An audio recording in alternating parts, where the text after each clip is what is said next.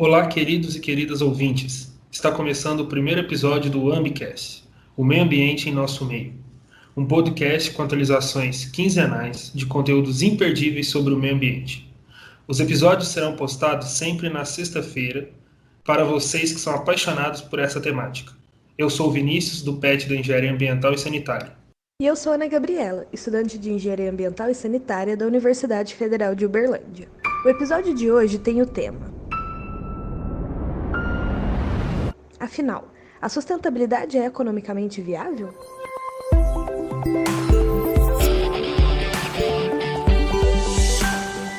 O dualismo entre ser humano e natureza e a visão antropocêntrica nos afastou do meio a qual pertencemos.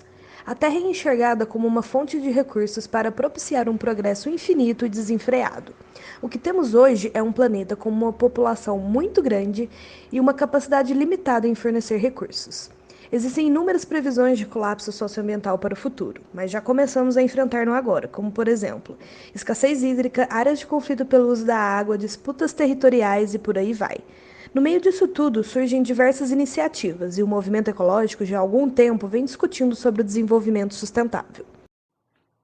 Então, para discutir conosco no episódio de hoje, convidamos Anne Caroline Malvestil, Daniel Cacheta Andrade e Maria Rita Raimundo Almeida. Sejam muito bem-vindos. Poderiam contar um pouquinho para a gente sobre a trajetória de vocês? Ok. Oi, pessoal, muito obrigada pelo convite para participar com vocês no Ambicast. É um prazer muito grande poder conversar com vocês do PET-AS e também com o Daniel e com a Maria Rita. Bom, um pouquinho sobre a minha trajetória. Então, eu sou engenheira ambiental, me formei pela Universidade de São Paulo e no último ano de graduação eu estava fazendo estágio em uma empresa de consultoria e aí eu comecei a sentir que, apesar do curso de graduação ele ter sido muito bom, eu ainda queria me especializar um pouco mais, especificamente trabalhando com instrumentos de política ambiental e avaliação de impacto ambiental. E aí, por isso, eu fui buscar o mestrado nessa área, acabei me apaixonando cada vez mais por toda essa área da política ambiental, pelos instrumentos de política ambiental, pela pesquisa e pela docência. E aí, eu acabei fazendo o mestrado e o doutorado em Ciências da Engenharia Ambiental, também lá na USP, e pude fazer um pedacinho das pesquisas em Portugal e na Inglaterra, sempre trabalhando com avaliação ambiental estratégica. E hoje eu trabalho com avaliação de impacto ambiental e com planejamento ambiental, né, e outros instrumentos de política ambiental. E desde 2018 eu sou professora de avaliação de impactos ambientais na Universidade Federal de Uberlândia. Olá, pessoal, tudo bem? Muito obrigado pelo convite. Eu quero cumprimentar a Ana Gabriela e o Vinícius. Quero cumprimentar os meus companheiros aqui desse podcast, a Anne e a Maria Rita. Bem, eu sou professor do Instituto de Economia e Relações Internacionais da Universidade Federal de Uberlândia. Eu sou economista de formação, fiz a minha graduação na Federal de São João del Rei, depois eu fiz o mestrado aqui na Federal de Uberlândia e o meu doutorado na Unicamp. As três formações são em economia e eu me decidi a seguir esse caminho aí, enveredar pelo caminho ambiental, já no doutorado, né? Lá no doutorado. E eu comecei a estudar um campo novo que chama-se economia ecológica. Foi a primeira vez que eu fui apresentado a essa temática e fiz a minha tese nessa área, que na verdade é um campo de pesquisa interdisciplinar ou transdisciplinar entre economia e ecologia. E desde então eu estou fazendo minhas pesquisas nesta área e atualmente eu sou o presidente da Sociedade Brasileira de Economia Ecológica. É isso. Boa tarde, pessoal. É um prazer poder estar aqui conversando com vocês a respeito de um tema que eu acho que é bastante importante, né, de ser discutido e cada vez mais que a gente pense a respeito disso. Bom, a minha trajetória profissional é um pouco parecida com a Anne em relação a alguns pontos de formação. Eu sou engenheira ambiental, formada pela Universidade Federal de Itajubá. Fiz meu mestrado também na Universidade Federal de Itajubá, em Meio Ambiente e Recursos Hídricos. O mestrado eu fiz tentando tatear um pouco a respeito do que eu queria para a minha trajetória profissional, e os resultados do meu mestrado me impulsionaram a querer saber mais a respeito do tema do que eu pesquisei. Desde o meu mestrado, eu venho trabalhando com a avaliação de impacto ambiental e o licenciamento ambiental, fui fazer o meu doutorado na USP, em Ciências da Engenharia Ambiental. Depois disso, já no doutorado, definido que o que eu queria era a carreira de docência universitária. Apareceu um concurso na Universidade Federal de Uberlândia, onde eu fiquei por 5 anos, ministrando aí as disciplinas de avaliação de impacto, licenciamento. Depois disso, eu tive a oportunidade de retornar para mais perto da minha família e voltar para a Universidade Federal de Itajubá, e é onde eu sou professora até hoje. E, como eu disse, desde o meu mestrado eu tenho trabalhado com licenciamento e avaliação de impacto ambiental, principalmente entendendo a função desses instrumentos, né, e já trazendo para esse contexto de desenvolvimento sustentável, né, a função desses instrumentos com esse papel, e principalmente trabalhando com a efetividade desses instrumentos sobre o olhar de que qual é o potencial real que esses instrumentos têm e como eles têm sido implementados aí na prática brasileira, na prática dos diferentes estados. Então, esse é um pouquinho da minha trajetória. Muito obrigada, é um prazer receber vocês. E então vamos começar o nosso bate-papo. Para iniciar, é importante definir o conceito de sustentabilidade. Então, gostaria que o Daniel e a Maria Rita definissem, por favor, o que é sustentabilidade e o que é desenvolvimento sustentável, e quais perspectivas essas ideias abrangem. Bem, para eu tentar responder a essa pergunta sua, primeiro a gente tem que perceber que existem duas ideias, dois conceitos importantes na pergunta. A primeira ideia, o primeiro conceito é sustentabilidade, né? O que esse substantivo sustentabilidade nos remete? Ora, sustentabilidade diz respeito à capacidade de um processo ou de um sistema perdurar ao longo do tempo sem que ele modifique ou perca as suas funções, a sua estrutura básica. E, na minha opinião, o conceito de sustentabilidade é de entendimento intuitivo mais fácil. Agora, a definição começa a se complicar um pouco mais quando a gente vai para a expressão desenvolvimento sustentável, que é composta de um substantivo desenvolvimento e de um adjetivo sustentável. Esse adjetivo também é de compreensão fácil. Ora, o que é uma coisa sustentável? É aquilo que pode perdurar ao longo do tempo. Mas essa compreensão fácil, ela se complica quando a gente vai para o conceito de desenvolvimento. O que é desenvolvimento? Na verdade, a gente não tem uma resposta pronta e acabada para isso. Então, quando você pega a expressão como um todo, desenvolvimento sustentável, a sua definição é um pouco fluida ou um pouco fugidia, exatamente porque a gente ainda não tem uma definição muito clara do que é desenvolvimento, né?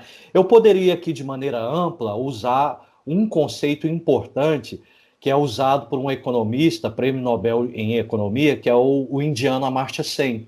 Segundo ele, desenvolvimento é um processo de ampliação das liberdades substantivas das pessoas, correto? Então, esse processo de ampliação das liberdades deve respeitar, né, os limites termodinâmicos, os limites biofísicos do planeta Terra ou do nosso meio ambiente, para que esse processo seja sustentável ao longo do tempo. Bom, em última instância, uma estratégia de desenvolvimento lida com a questão da qualidade de vida. Então, desenvolvimento sustentável nos demanda pensar na alocação da qualidade de vida entre diferentes gerações. Contando que, quando você fala em sustentabilidade, um princípio básico é o princípio da solidariedade intergeracional. Complementar um pouco do que o Daniel falou, ele trouxe aí a complexidade que o tema tem, as diferentes visões, os diferentes atores envolvidos, a importância dessa diferença entre o que é sustentabilidade e o que é desenvolvimento sustentável. Então, de certa forma, a gente pode entender a sustentabilidade como um valor que a gente assume, com características de querer se manter aí ao longo do tempo, e isso pode orientar as nossas ações no que a gente vai praticar e na forma como a gente vai conduzir o que a gente entende aí como desenvolvimento de sociedade. Eu queria chamar a atenção e trazer um pouco para a discussão, e até mesmo da complexidade que envolve esse conceito, o conceito mais famoso que a gente tem em desenvolvimento sustentável, que é o que vem do nosso relatório Futuro Comum, de 1987. Então, segundo esse relatório, desenvolvimento sustentável seria aquele que atende às necessidades do presente, sem comprometer a possibilidade das futuras gerações atenderem às suas necessidades. É essa solidariedade entre gerações que o Daniel falou. E aí eu vou chamar a atenção de vocês em relação à complexidade dessa definição, né, um pouco do que já foi trazido pelo Daniel, é de que é difícil a gente enxergar o que seriam essas necessidades, né, a satisfação dessas necessidades. Elas podem variar muito entre uma pessoa e outra, entre cidadãos de diferentes países, então o que eu entendo como necessidade para mim pode não ser a necessidade para um americano, as necessidades de um americano podem ser muito mais amplas do que as necessidades que eu enxergo, que nós, enquanto brasileiros, enxergamos como essenciais, ou que um africano pode enxergar como essencial. Mas, independente disso, o olhar do desenvolvimento sustentável, essa satisfação das necessidades da população atual ou da população futura, das gerações futuras, ela não pode perder o foco de que o satisfazer essas necessidades, ela precisa estar dentro da capacidade que o planeta tem de nos oferecer aí os recursos necessários para isso. Então, a gente não é individualmente satisfazer essas necessidades, mas pensar no coletivo como um todo, na capacidade de todo mundo satisfazer tudo isso. E eu gosto de trazer esse olhar de uma maneira bem prática, e eu tenho procurado fazer, de certa forma, esse exercício. Bom, então, para eu ter um desenvolvimento sustentável, eu preciso atender às necessidades de todo mundo e preciso respeitar os limites do planeta. Então, eu tenho feito muito o exercício de pensar nas ações que eu levo no meu dia a dia, né, trazendo isso para um contexto bem prático. Eu tenho pensado muito, será que o que eu estou fazendo, será que a forma como eu estou vivendo, se todos os habitantes da Terra vivessem da mesma forma, isso conseguiria se manter ao longo do tempo? Então, a partir disso, trazendo aí, de certa forma, essa abstração do conceito para uma aplicação prática, se a gente começar a pensar dessa forma, a gente consegue aí medir, de certa forma, as nossas ações e em que direção que elas vão. Então, será que se todos os habitantes do planeta vivessem como eu, será que estaria tudo certo?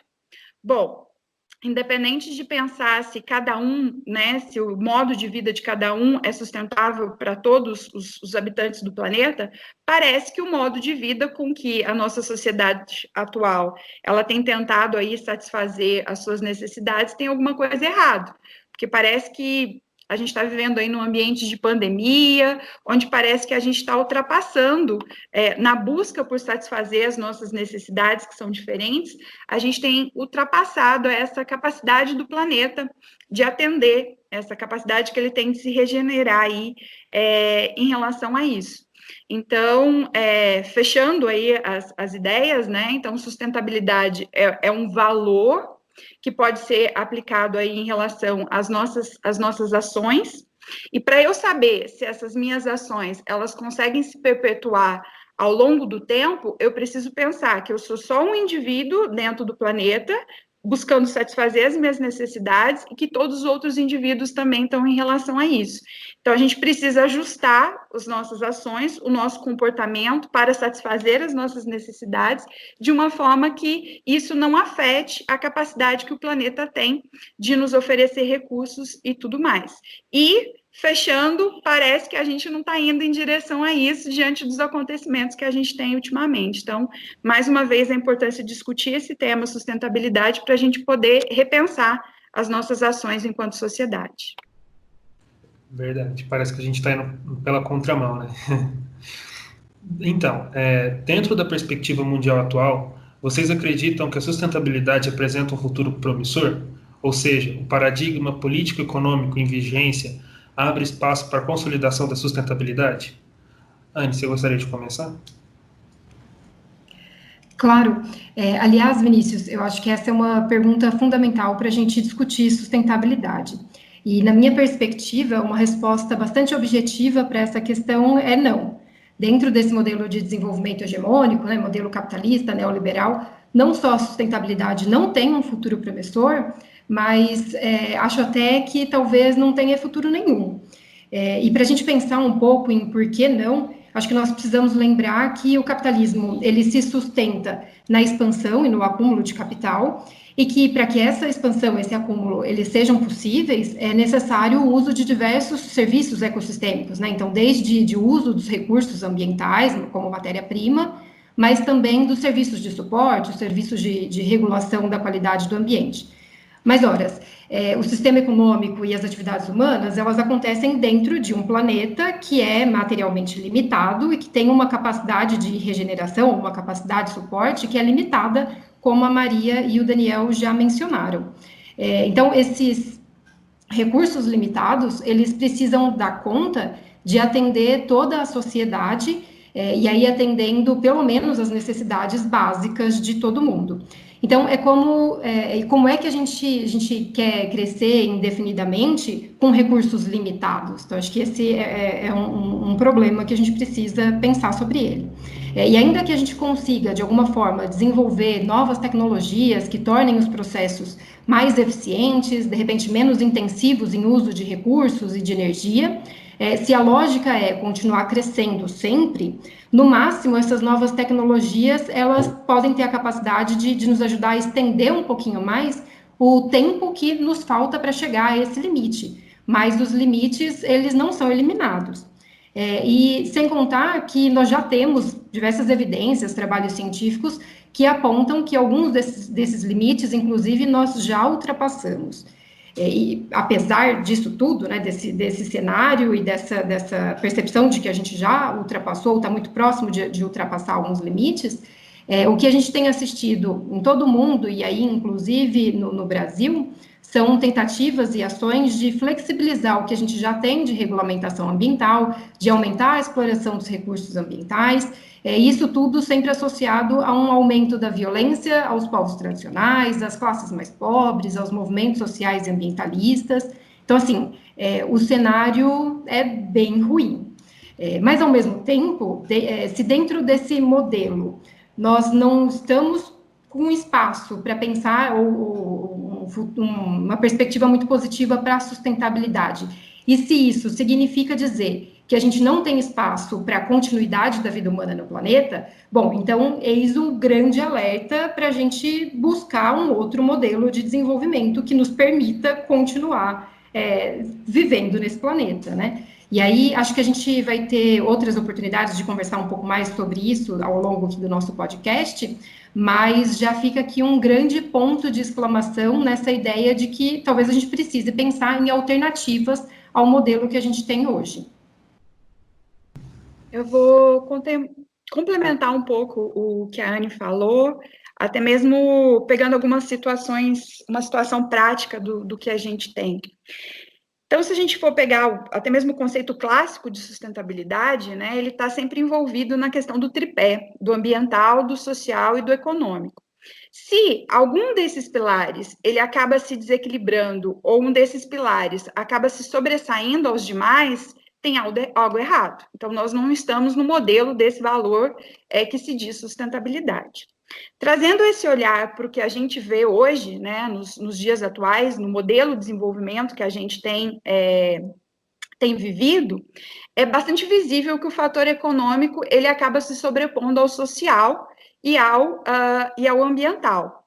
Ou seja, a gente tem um cenário aí que aponta ser nem um pouco promissor para essa questão da sustentabilidade. Então, pegando um exemplo bem prático, quando a gente aceita que uma barragem de mineração com alteamento ao montante é aceitável, né, a gente aceita que o empreendimento seja feito dessa forma, porque ela é mais barata que outras tecnologias para disposição de rejeito, a gente está aceitando os riscos que esse tipo de tecnologia traz, optando pelo econômico e deixando de lado a questão ambiental e a questão social.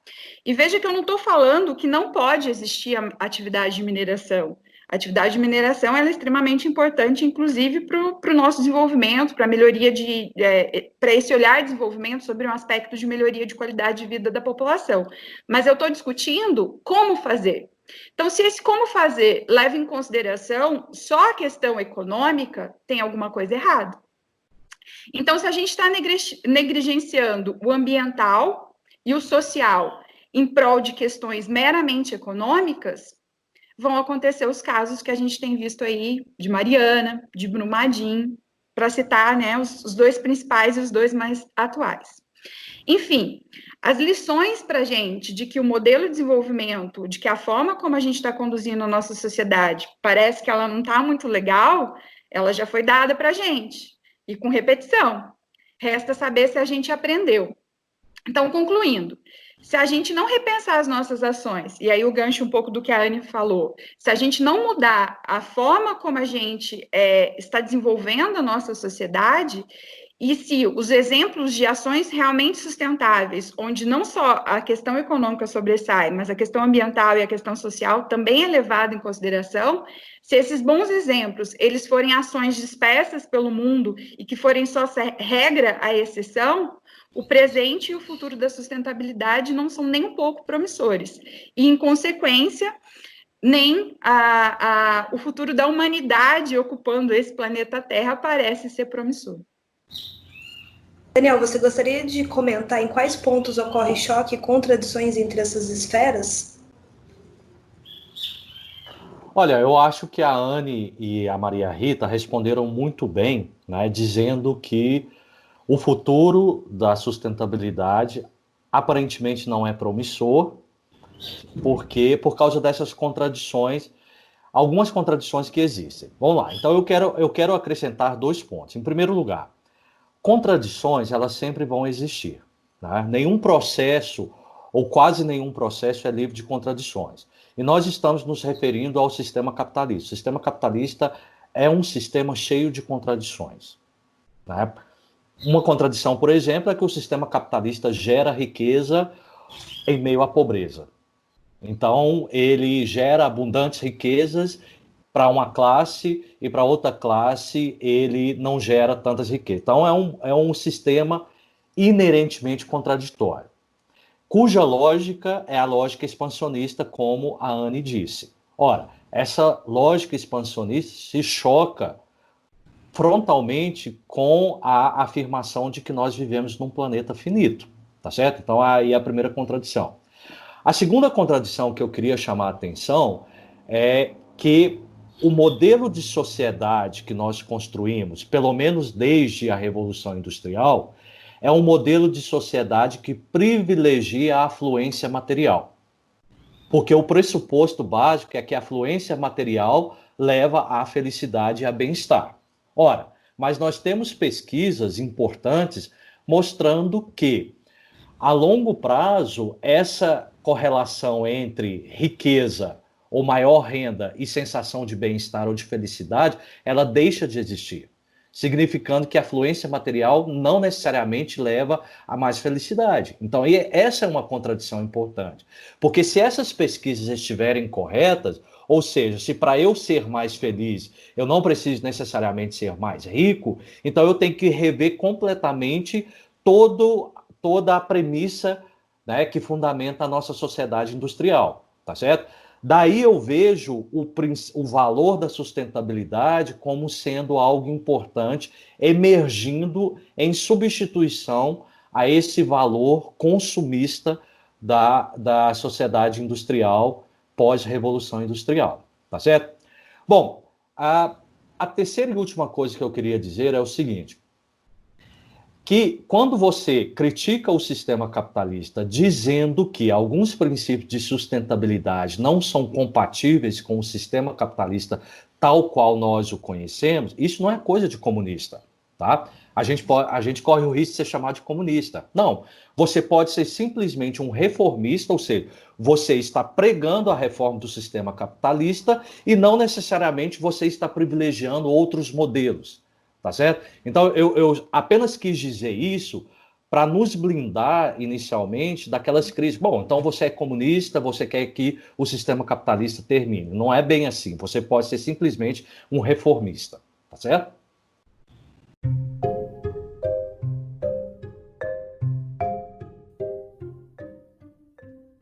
As mudanças mais notáveis, efetivas e de maiores impactos, elas acontecem de cima para baixo, ou seja, quando são articuladas por agentes governamentais. Por exemplo, a partir do desenvolvimento de políticas públicas, de frente de fiscalizações e demais competências que estão na jurisdição do Estado. Nesse contexto, então, como que é possível envolver todos os indivíduos no processo de sustentabilidade?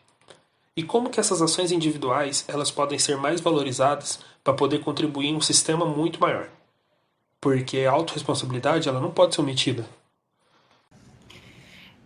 Bom, acho que tem duas coisas importantes para pontuar aqui. Primeiro, que me parece que as ações individuais, elas têm estado muito mais no centro das atenções do que talvez elas deveriam. Então, com frequência, a gente ouve coisas do tipo, faça a sua parte, né? Partindo da ideia de que cada um fazendo a sua parte, a sua coleta seletiva, os seus, dos seus resíduos, ou reduzindo o consumo da sacolinha plástica, do canudo, ou mesmo reduzindo o consumo de forma geral, uma ideia de que isso seja suficiente para a gente alcançar a sustentabilidade. E essas mudanças e ações individuais, elas são mesmo muito importantes, claro, só que, ao mesmo tempo, só elas são absolutamente insuficientes para a gente alcançar a sustentabilidade. E talvez pior do que isso, o foco só nelas pode acabar, de alguma forma, desarticulando que as pessoas consigam se organizar para trabalhar com outras possibilidades. Então, acho que a gente focar nas ações individuais sempre, acho que é um problema, porque só elas não vão dar conta de nos possibilitar chegar numa situação de sustentabilidade. Bom, e para ilustrar isso, acho que a gente pode pensar um pouco, até fazendo uma conexão com o exemplo que a Maria Rita já tinha trazido antes, pensar um pouco na medida da nossa pegada ecológica. Então, uma pessoa vivendo no meio urbano, se vocês tiverem a curiosidade de depois entrar lá no site da Pegada Ecológica e fazer um teste, o fato da gente estar já no meio urbano e a gente ter um grau mínimo ali de consumo, mesmo que a gente tenha, já pratique, né, já tenha algumas práticas de sustentabilidade, já tenha um estilo de vida que tenta gerar menos impactos ambientais negativos, ainda assim o resultado da nossa pegada ecológica será alto. Então, e é isso porque toda a nossa cadeia de produção e logística, né, dos bens e serviços que a gente usa é bastante intensiva no consumo de material e energia. Ou seja, mudanças e ações individuais, elas são importantes, mas elas não são suficientes porque a gente precisa pensar em mudanças que são mais estruturais. E para isso, eu acho que a ação coletiva, os movimentos sociais, eles são fundamentais. E o segundo ponto que eu queria trazer é com relação às políticas públicas ambientais que vocês mencionaram na pergunta, né? Então, eu entendo que as políticas públicas ambientais são mesmo super importantes, elas desempenham um papel que é fundamental, já que elas vão definir objetivos que, enquanto sociedade, nós queremos alcançar, e diretrizes, instrumentos, uma estrutura institucional para que a gente possa chegar nesses objetivos. Mas também é importante a gente pensar de onde vêm essas políticas públicas. E aí, acho que a gente tem que tomar um certo cuidado com essa ideia de cima para baixo, né? Então, quando uma política pública ela é feita estritamente de cima para baixo, e aí ignorando os contextos e as especificidades, as necessidades de quem vai ser impactado por essa política pública, a gente corre o sério risco de que essas políticas públicas elas sejam péssimas. E aí, um exemplo, só para ilustrar um pouco isso, acho que são as políticas de uso e ocupação da Amazônia, que têm sempre sido pensadas e implementadas de forma completamente desconexa com as comunidades locais. Então, por exemplo, desconexa com as comunidades agricultoras, indígenas, quilombolas, que inclusive têm práticas em relação ao meio ambiente que são muito menos impactantes, né, do que esse novo uso e ocupação que a gente está levando para a Amazônia. E aí eu estou usando o exemplo da Amazônia só porque eu acho que é um exemplo bastante evidente, mas o mesmo se aplica para políticas públicas sendo pensadas para outros setores e para outras regiões. Então, de novo, acho que isso reforça a importância da ação coletiva, dos movimentos sociais, e que são fundamentais para a gente conseguir construir políticas públicas que sejam adequadas e que tenham o meio ambiente e a sustentabilidade como um valor. Então, para que essas políticas públicas elas já sejam construídas a partir desses valores. Perfeito. Maria Rita, você gostaria de complementar? Bom, eu concordo com tudo que a Anne falou a respeito disso, e eu vou só fazer uma forma diferente de enxergar exatamente os mesmos pontos do que a Anne falou, e um pouquinho de brincadeira com esse negócio de cima para baixo, de baixo para cima, de onde que precisam surgir essas ações. Então, de início, assim como a Anne, eu não consigo enxergar que ações individuais isoladas, embora elas tenham uma importância gigantesca, elas vão ser suficientes para poder resolver essa questão como um todo. Então, o que a gente precisa são de políticas públicas ambientais sustentáveis. Mas vamos pensar um pouquinho, né? Quem é que elaboram essas políticas públicas do que a gente tem hoje?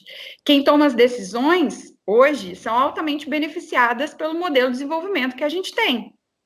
Então, e aí? Por que é que essas pessoas que estão lá em cima tomando as decisões, então, sobre esse olhar de uma mudança de cima para baixo, por que é que eles vão querer mudar os rumos do que a gente tem? Será que eles vão ser altruístas ao ponto de tomar decisões que podem ir contra até os próprios interesses deles, especialmente aí os interesses econômicos e políticos? Então, a gente só vai conseguir fazer com que alguma ação seja tomada de cima para baixo se a gente tiver algum motorzinho de propulsão que vai desencadear essas ações. E esse motorzinho de propulsão, ele vai vir justamente de baixo para cima. Então, a gente vai precisar dar uma mãozinha aí para os nossos tomadores de decisão, e aí, nesse caso, vão ser as pressões induzidas pela sociedade, pelas mobilizações sociais, que vão desencadear essas ações. Mas, ao meu ver, independente dessas ações de virem de cima para baixo, desencadeadas de movimentos sociais de baixo para cima, tudo isso só vai acontecer como a sociedade como um todo enxergar a questão ambiental, enxergar a sustentabilidade como um valor. Até lá, a gente não vai ter movimentos de cima para baixo, nem movimentos de baixo para cima. Em suma, a gente precisa questionar, enquanto sociedade, o que é que a gente quer e quais os rumos que a gente quer para a nossa sociedade. Se esse questionamento apontar novos rumos, que a gente precisa de novos rumos, a gente vai começar a criar esses mecanismos de baixo para cima, de cima para baixo, para poder desenvolver essas políticas públicas que têm esse eixo ambiental. Por outro lado, se a gente continuar, ao meu ver, na minha opinião, sendo cego e entender que está tudo certo, que a forma como a gente está vivendo de sociedade está tudo ok, a gente vai continuar a trilhar o mesmo modelo de desenvolvimento, o mesmo caminho, que nem sei se está trazendo desenvolvimento, cabe a gente questionar o desenvolvimento para quem está sendo trazido, não para a sociedade como um todo, mas se a gente continuar trilhando esses mesmos rumos, a gente vai estar sofrendo as consequências que já estão começando a aparecer, sejam elas pandemias, sejam manifestações de eventos de mudanças climáticas, enchentes, secas, sejam nuvem de gafanhotos chegando, enfim. Então, o que a gente precisa pensar é o que a gente quer enquanto sociedade, a gente questionar o que é que a gente quer, qual é o futuro que a gente quer. E a partir desse momento que a gente começar a se questionar qual é o futuro que a gente quer, a gente vai conseguir traduzir isso em ações. E aí sim, as ações individuais elas vão ser importantes, e essas ações individuais articuladas vão causar uma mobilização social para que políticas públicas sejam produzidas. E aí sim, a partir do momento que a gente tiver políticas públicas que interiorizaram o valor ambiental e interiorizaram a questão de sustentabilidade, aí sim a gente vai conduzir a sociedade para um outro rumo bem diferente dessas questões do que a gente está vivenciando no presente.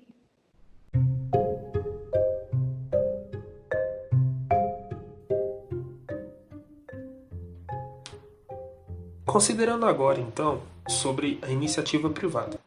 A ideia de sustentabilidade, ela ganhou espaço e ela se tornou recorrente no planejamento de várias políticas empresariais. Mas de que forma essas estratégias elas vão ser válidas, elas vão ser funcionais e elas realmente vão possuir um impacto positivo? Ou quando que eu vou poder considerar isso um greenwashing, ou seja, uma estratégia do marketing de várias empresas para a captação de um público específico, mas com zero contribuições legítimas de sustentabilidade? Bom, eu acho que a gente precisa ser bem crítico aí em relação a essas ações, em relação a essa sustentabilidade empresarial. Muitas vezes essa ideia de sustentabilidade da empresa, ela é entendida como uma estratégia e até mesmo como uma simplificação, que é tentar se pintar de verde.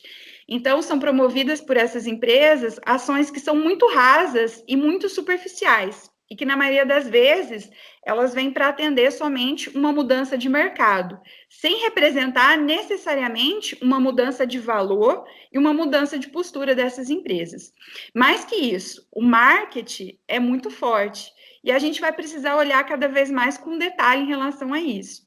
Eu tenho muitos alunos que vêm me procurar, muito felizes, acreditando aí que começaram a fazer estágio numa empresa que tem uma política muito forte de sustentabilidade. Aí eu sempre vivo questionando eles, mas será que é isso mesmo? Será que realmente essa empresa onde você está trabalhando, ela tem realmente uma mudança de perspectiva da realidade ou não? Então, eu acho que a gente precisa cada vez mais ser crítico, porque o marketing sempre vai vir forte de que essas empresas são extremamente sustentáveis e que elas estão fazendo uma série de ações. Então, os selos, as certificações ambientais, eles não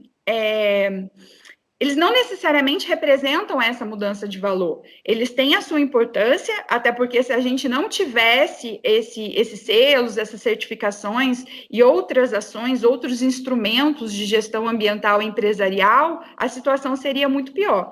Mas a gente, mais uma vez, precisa ser crítico e verificar se realmente essas ações, elas apresentam uma mudança de cultura da empresa, porque senão elas vão ser consideradas aí só ações de se pintar de verde. E mais que isso, para poder desenvolver esse olhar crítico, vai caber o olhar do fiscalizador na figura do poder público e da sociedade, de tentar entender se essas ações são verdadeiras ou não, e de também, mais uma vez, nessa ideia de ser motorzinho propulsor de mudanças de ações, de que a sociedade e o poder, a sociedade como consumidor consiga mudar, pressionar as empresas que estão produzindo aí os seus bens de consumo, mas, mais uma vez, a gente precisa calibrar o nosso olhar. Então, em que direção, em que modelo de desenvolvimento a gente quer continuar enquanto sociedade? A gente quer reproduzir o que está sendo reproduzido até então e parece que não está dando muito certo, ou a gente vai querer mudar, a gente vai querer fazer de outra forma? A partir do momento que a gente adotar esse valor, a gente, mais uma vez, vai impor que as empresas, elas realmente assumam ações de mudança de valor, e não só ações superficiais que não vão mudar em praticamente nada a forma como elas atuam. Anny, você gostaria de complementar?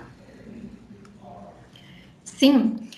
Bom, então, complementando um pouco o que a Maria Rita já colocou, acho que dá para a gente fazer um exercício de tentar pensar em alguns exemplos do que é frequentemente apontado por empresas como sendo as suas ações sustentáveis, né? Então, frequentemente a gente vai encontrar iniciativas, por exemplo, do tipo reduzir a quantidade de água ou de energia que são consumidas nos processos produtivos, às vezes alguma alteração de algum insumo ou até de algum processo que vai resultar em um menor uso de matéria-prima ou evitar usar ou gerar algum produto tóxico, diminuir a geração de resíduos ou poluentes, e aí, às vezes, aplicar algum projeto de educação ambiental para a comunidade do entorno, por exemplo. Então, se vocês tiverem curiosidade e quiserem dar uma procurada aí na internet por relatórios de sustentabilidade, vocês, com certeza, vão conseguir encontrar exemplos desse tipo que eu mencionei aqui. E essas ações, elas são importantes? Sem dúvida alguma, são super importantes. E elas precisam mesmo ser feitas porque elas levam à diminuição de alguns impactos negativos.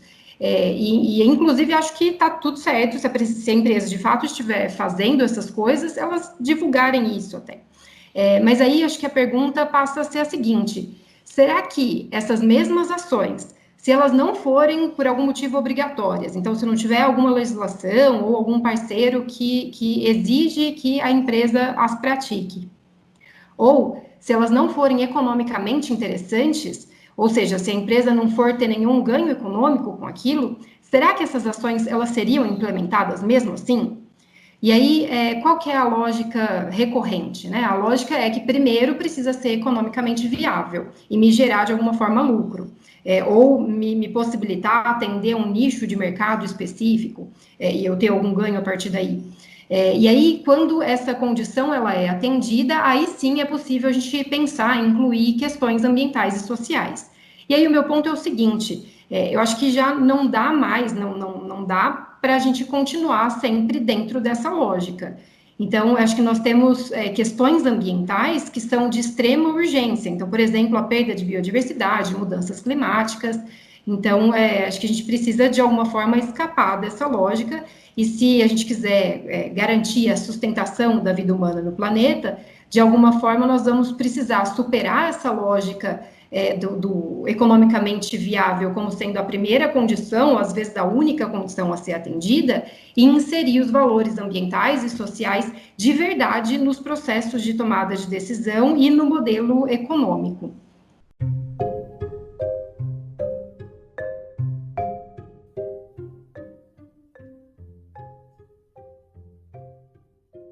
Considerando a pandemia em que vivemos atualmente, ocasionada pelo novo coronavírus, podemos observar uma crise econômica mundial, em que vários períodos de recessão já são uma realidade. Nesse contexto, muitos países estão buscando alternativas para sua recuperação e desenvolvimento. Sendo assim, Daniel, nesse cenário pós-pandemia, a recuperação econômica será pautada na sustentabilidade? Quais são os desafios que nos aguardam para os próximos períodos? Bom, eu acho que essa é uma pergunta de $1 milhão, né? Será que a recuperação econômica... Aliás, eu não gosto muito de usar a palavra recuperação e nem retomada econômica. Eu gostaria de usar a palavra reestruturação.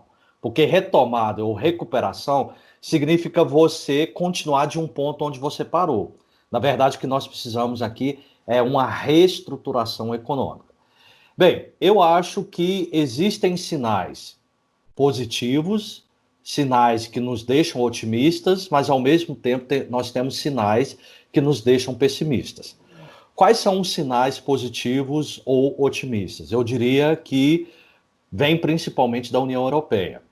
Eu acho que quando a gente olha para a União Europeia, é o grupo de países que mais está à frente, né, de pensar numa reestruturação econômica que seja pautada na sustentabilidade. Então, hoje, muito se fala em New Green Deal, um novo acordo verde. A gente ainda não sabe exatamente o que é isso, mas os europeus são o grupo que está mais à frente. Quando a gente olha para a China, os sinais são dúbios, né? Por quê? Porque a China, ou a Ásia rica, digamos assim, é um lugar onde você tem a maior taxa de crescimento do uso das energias renováveis, energia solar, energia eólica, etc. Mas, ao mesmo tempo, a Índia e a China, por exemplo, são lugares onde você ainda tem uma utilização massiva de carvão. Nos últimos tempos, a China tem aberto muita indústria de carvão. Então, os sinais são dúbios, tá? Agora, quando você olha para o outro grande player internacional, que são os Estados Unidos, você tem que aguardar o que vai acontecer com as eleições desse ano. Entendeu? Porque se o Trump se reeleger, esse negócio, essa pauta de sustentabilidade vai para o beleléu. Por quê? Porque a gente está falando de um cara negacionista do clima, tá certo? Aparentemente, o Joe Biden tem reais condições de se eleger, de ganhar do Trump, né? E o mês passado, o Joe Biden já nos deu uma sinalização muito positiva, porque ele abraçou o New Green Deal, tá certo?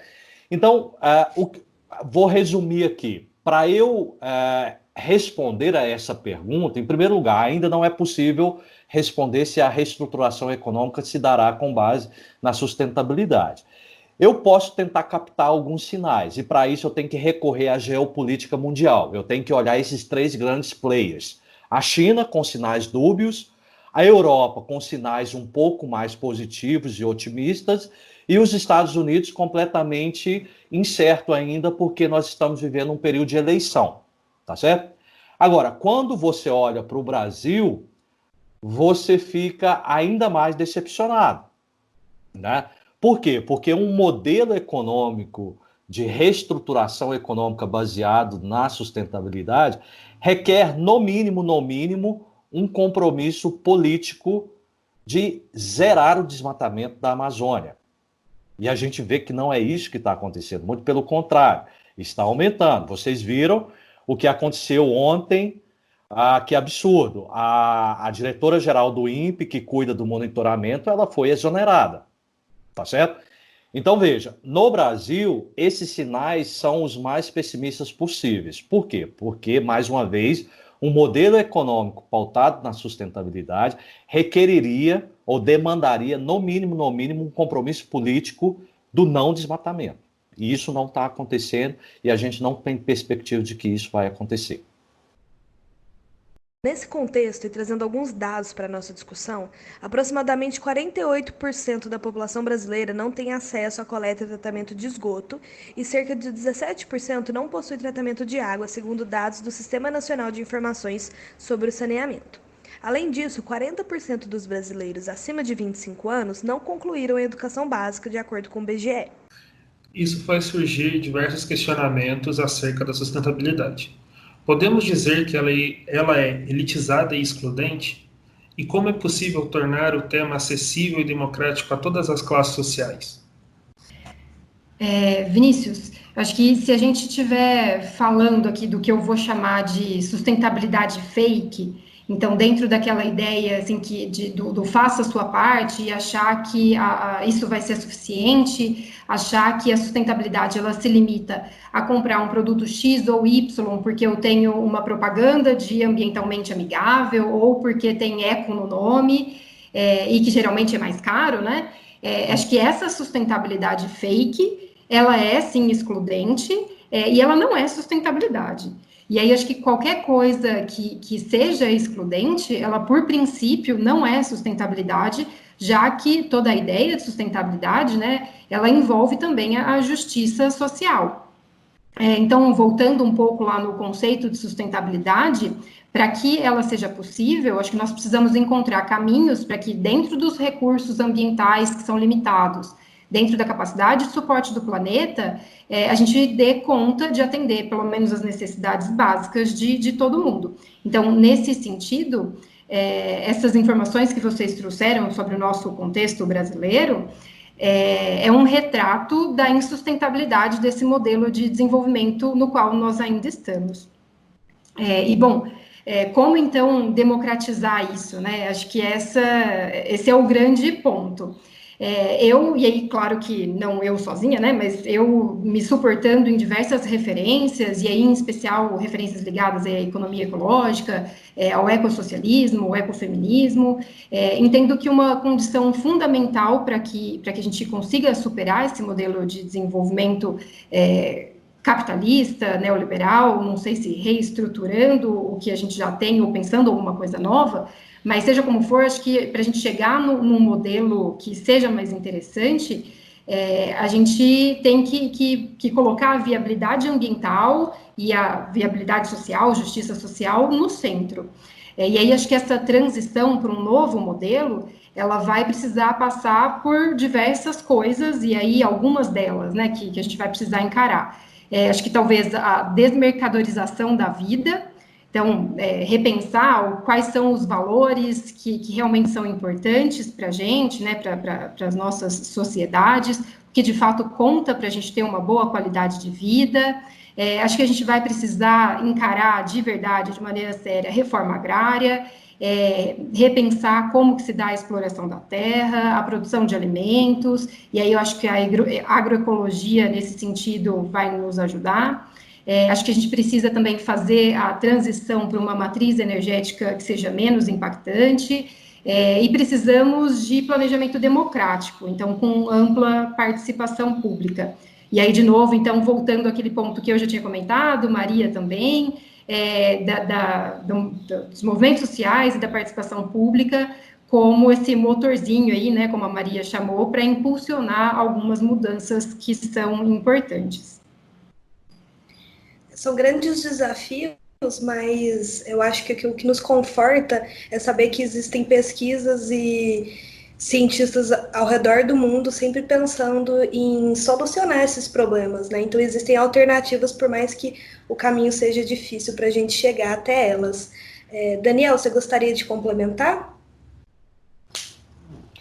Olha, esses dados que vocês colocaram na pergunta retratam de uma maneira muito triste a realidade perversa da sociedade brasileira, né? Então, veja, quando a gente fala de Brasil, nós estamos falando de uma das 10 maiores economias do mundo em termos de PIB. Ora, é inadmissível você pensar que uma das 10 maiores ou mais ricas economias do mundo, praticamente metade das pessoas ainda não tem acesso a um bem tão básico, a um serviço tão básico como esgotamento sanitário, tá certo? Então, e nós estamos falando de um país que foi um dos que mais cresceu economicamente ao longo do século XX. Hoje muito se fala, pelo menos antes da pandemia, muito se falava em milagre chinês ou crescimento chinês. Nós já tivemos o nosso crescimento chinês na década de 1960, 70, tá certo? Só que esse crescimento não veio acompanhado de uma distribuição. Então, veja bem, então, evidentemente, o Brasil não vem seguindo um modelo sustentável, nem do ponto de vista ambiental, nem do ponto de vista social. Isso é fato, né? Nós somos uma das economias, uma das sociedades mais desiguais do mundo, tá certo? Bem, agora eu vou retomar algo que a Maria Rita disse. Partindo do pressuposto de que sustentabilidade é um valor, e o valor é compartilhado pelas pessoas, né? A generalização desse valor enquanto algo compartilhado ou enquanto um desejo, uma utopia da sociedade, só é alcançado quando há homogeneidade social. Tá certo? Então, primeiro eu tenho que alcançar um nível de homogeneidade social, ou seja, combater as desigualdades, para depois esse valor ser compartilhado. Então, veja, quando você chega numa comunidade muito pobre, você não pode falar, olha, você não pode consumir carro porque carros a combustível fóssil traz problemas climáticos, emissão de CO2, etc, etc. Não, o cara quer consumir um carro.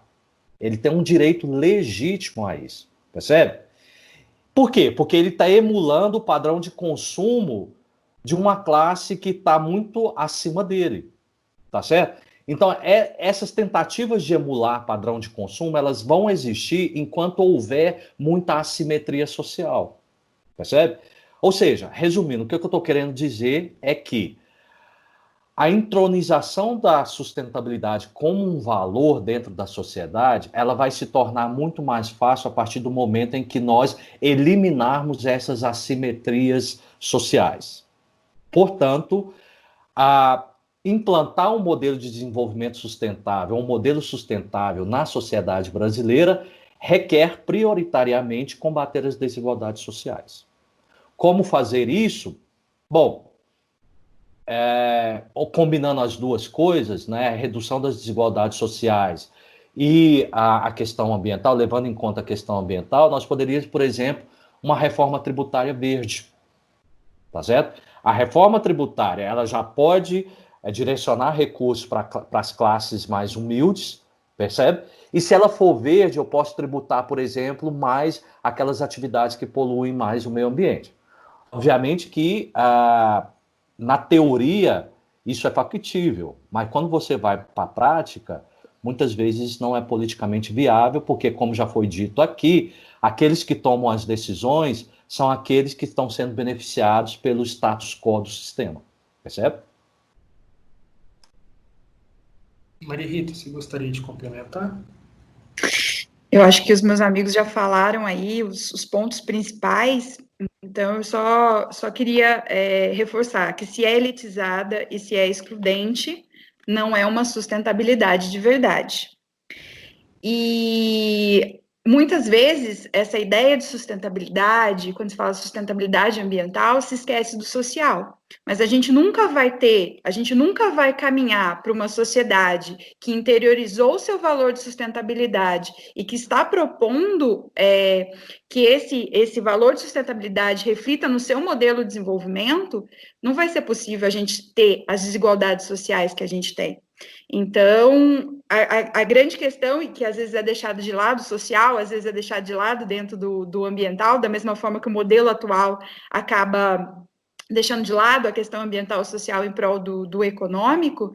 Então, quando a gente está falando em desenvolvimento sustentável, a gente está falando em redução de desigualdades.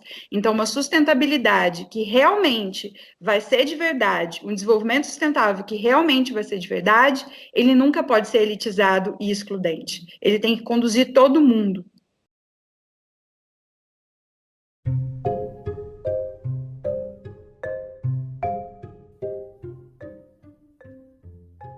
Bom, então vamos para a nossa última pergunta do episódio. Afinal, a sustentabilidade é economicamente viável? Eu acho que ela tem que ser economicamente viável, mas acho que ela tem que ser muito mais do que isso ainda, né? Ela tem que, primeiro, ser ambientalmente viável, visto que nós estamos dentro de um planeta que é limitado, que tem uma capacidade de suporte que é limitada. Ela tem que ser socialmente justo, né? Ou seja, precisa possibilitar que toda a sociedade tenha essas garantias de condições básicas para viver, que foi o que o Daniel e a Maria acabaram de comentar. E essas condições básicas para atender a todo mundo, talvez até elas nem precisem ser exatamente iguais para todo o planeta, né? Mas acredito que elas necessariamente precisam ser definidas pela sociedade, pelas comunidades. Não como acontece hoje, que um pequeno grupo tem o poder de condicionar como é que serão os acessos a serviços, produtos, qualidade de vida para a maior parte da população. Mas, de novo, acho que dentro da lógica de desenvolvimento predominante hoje, nós não vamos conseguir alcançar isso tudo. Então, a conta ela não fecha, né? E a gente já deu conta de perceber isso. Então, entendendo que nós só vamos conseguir, de fato, caminhar no sentido da sustentabilidade se a gente colocar as questões ambientais e sociais no centro, e aí isso significa repensar esse modelo de produção, o modelo de consumo e de governança também, né? Então, acho que a gente precisa ampliar bastante os espaços de participação da sociedade.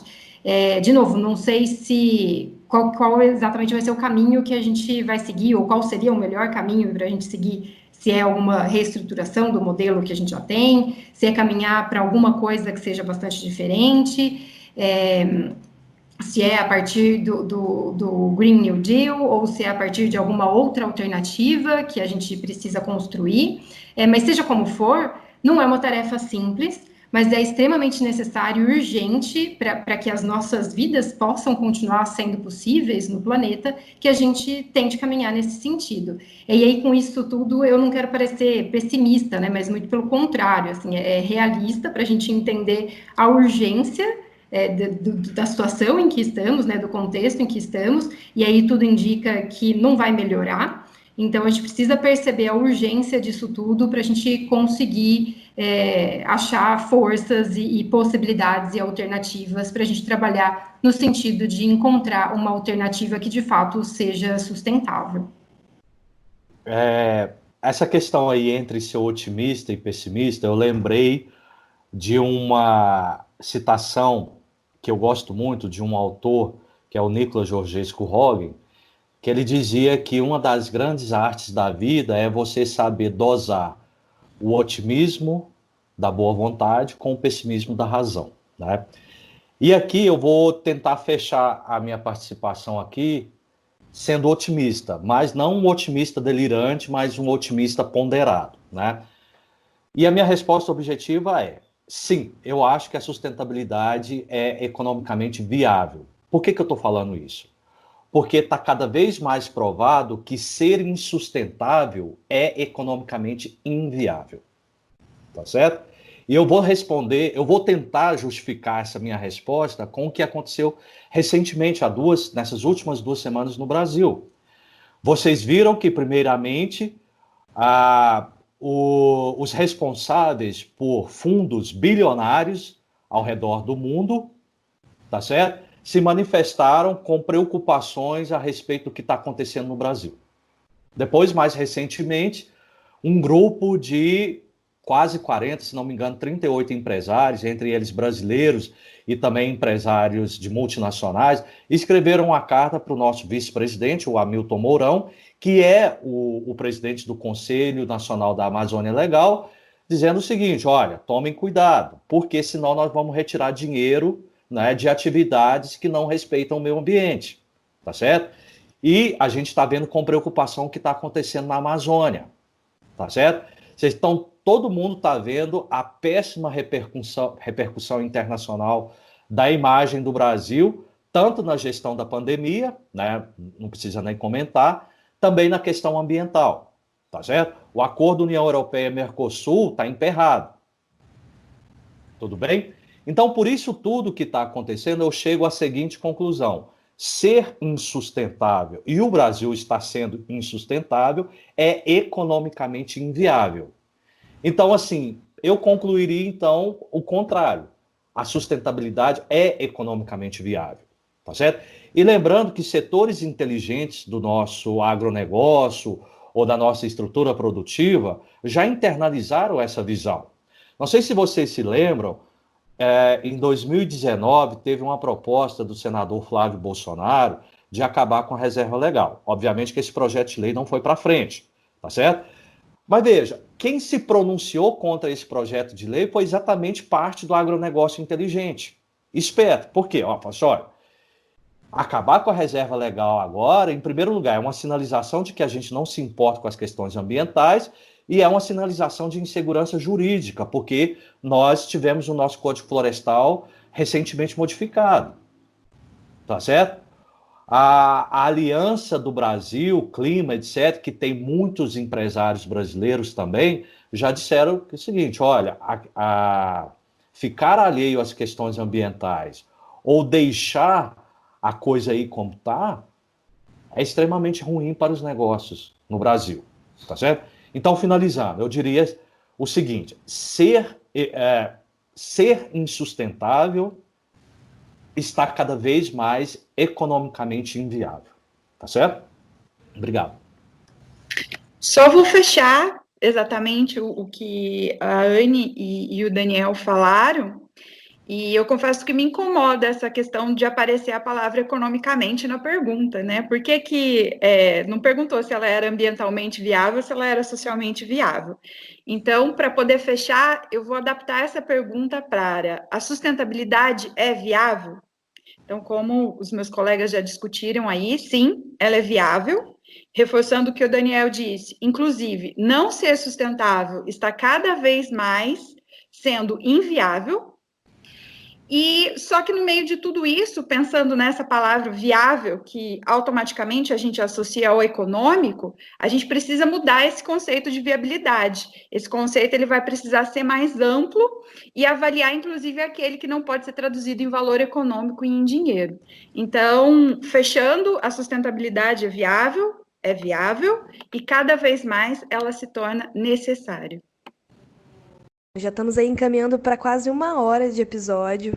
Passou super rápido o nosso bate-papo. Eu gostaria então de agradecer imensamente a participação de vocês hoje, Anne Caroline, Daniel e Maria Rita. Foi muito enriquecedor tudo que a gente discutiu hoje. E eu tenho certeza que esse projeto trará muito conhecimento, não apenas para os nossos ouvintes, mas também para nós que estamos na organização, estamos aprendendo muito com tudo isso. Muito obrigada. Então, se vocês puderem fazer uns comentários finais, a gente já vai partir, então, para o nosso encerramento. Bom, muito obrigada pela oportunidade de conversar com vocês sobre um assunto que é tão importante, tão urgente. Foi um prazer muito grande conversar com vocês do PET, Ana, Vinícius, e também com a Maria Rita e com o Daniel. aprendi bastante também nesse podcast, e espero que essa nossa conversa ela possibilite diversas reflexões para bastante gente, e acho que um impulso para a gente caminhar por caminhos mais sustentáveis. Bom, também queria agradecer a oportunidade de participar, cumprimentar as minhas colegas aqui, a Anne e a Maria Rita, e deixar meus efusivos parabéns para o pessoal do PET da Engenharia Ambiental pela iniciativa desse podcast. Eu tenho certeza que os alunos, a comunidade acadêmica da UF como um todo, tem muito a ganhar com essa iniciativa. Então eu quero deixar aqui registrados os meus parabéns. Parabéns também para toda a equipe do PET que está participando por trás do palco, backstage, aos professores que também estão participando aí, apoiando essa iniciativa. E desejar a vocês aí uma boa sorte, né, com a continuidade do podcast. Dizer para vocês, fiquem bem. Dizer que nós, professores, estamos morrendo de saudade aí do contato pessoal, de sala de aula. Espero que o mais breve possível seja viável a gente voltar aí para a sala de aula e ter essa convivência rica que a gente tem aqui dentro da UF. Muito obrigado mais uma vez e deixo aqui meu abraço a todos vocês. Eu também queria agradecer o convite, parabenizar vocês pela iniciativa. Foi um prazer poder compartilhar a minha forma de pensar com vocês, com os meus colegas e com os ouvintes. Eu acho que, mais que tudo, esse momento que a gente está vivendo implica que a gente precisa ser informado, implica que a gente precisa ser crítico. Não necessariamente quem está ouvindo precisa concordar com o que a gente fez, mas o que eu mais quero é que leve as pessoas a refletirem. Quanto mais a gente for informado, quanto mais a gente for crítico, melhor vai ser pela sociedade como um todo. Então, não é aceitar o que uma pessoa falou, é tentar assimilar o que essa pessoa falou e poder construir os meus próprios argumentos e a minha própria forma de pensar. Então, acho que isso é extremamente importante, porque eu acho que a gente precisa cada vez mais ter consciência do que a gente quer enquanto sociedade e ter consciência de quais são os efeitos, de quais são as consequências do que a gente quer enquanto sociedade. Então, meu abraço virtual a todo mundo aí e, mais uma vez, muito obrigada.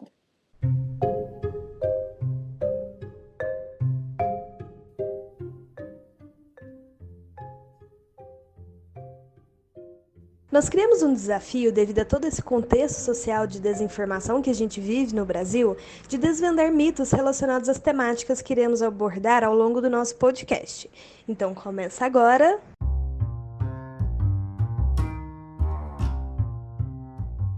Desvendando mitos em 1 minuto. A sustentabilidade é para todos? Uma grande parcela das pessoas acredita que a sustentabilidade é algo apenas para poucos. Isso se deve por muitos associarem ela a bens e serviços que parecem ser mais caros, casas sustentáveis, produtos biodegradáveis, roupas ecologicamente corretas, etc. Porém, práticas de sustentabilidade são ações que já existem no nosso cotidiano, englobando desde as práticas adequadas de saneamento até a redução de quantidade de lixo gerado, por exemplo. O que falta é a conscientização das pessoas em saber que o mais simples ato relacionado à sustentabilidade já faz parte e pode ajudar em uma enorme e importante cadeia sustentável. Queremos agradecer também vocês, nossos ouvintes. Eu quero dizer que isso é um projeto novo, que vem com uma proposta de levantar o debate sobre as temáticas ambientais, que são extremamente urgentes de serem discutidas, de serem ouvidas, de serem divulgadas. Espero muito a participação de vocês, o apoio, feedbacks, comentários, e que a gente possa cada vez mais fazer presente a discussão no nosso dia a dia sobre essas temáticas, tá bom? Também queria deixar meu agradecimento a toda a equipe que organiza o podcast. A edição de som e áudio teve participação de Gabriela Dantas Amaral, Kelly Salora Novarenga e Natan da Silva Sá. A produção e roteiro teve participação de Alan Brits Pinheiro Rocha, Arthur Pereira dos Santos, Bruno Henrique Silva e Samara Carbone. Muito obrigado, até o próximo episódio e tchau!